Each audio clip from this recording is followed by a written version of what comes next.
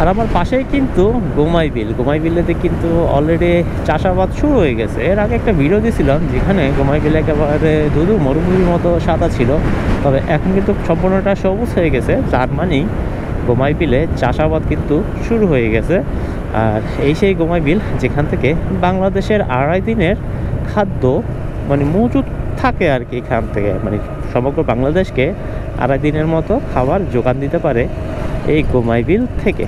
তো এখন আসলে গোমাই বিলের পাশ দিয়ে যাচ্ছিলাম, যার কারণে ব্যাপারটা মনে পড়লো। আর সবুজটা দেখে আমারও ভালো লাগতেছিল। দেখেন কতটা সবুজ, আর দূরে তো পাহাড় দেখা যাচ্ছে, রাঙ্গামাটি এবং পার্বত্য এলাকার পাহাড়গুলো দূরেই কিন্তু দেখা যাচ্ছে। আর এই সবুজটা দেখতেও অনেক সুন্দর লাগতেছে। কাপ্তাই যাওয়ার সময় অবশ্যই পরিদর্শন করে যাবেন। সবাই কিন্তু ঈদের মধ্যে কাপ্তাই ঘুরতে যাবেন, আমন্ত্রণ রইল। অ্যান্ড এখানে তো ব্যাটারি পড়ে গেছে আসলে সামনে। আচ্ছা, সবাইকে ঈদের মধ্যে কিন্তু কাপ্তাই ঘুরতে আসার আমন্ত্রণ রইল, এবং আমন্ত্রণ এবং যাওয়ার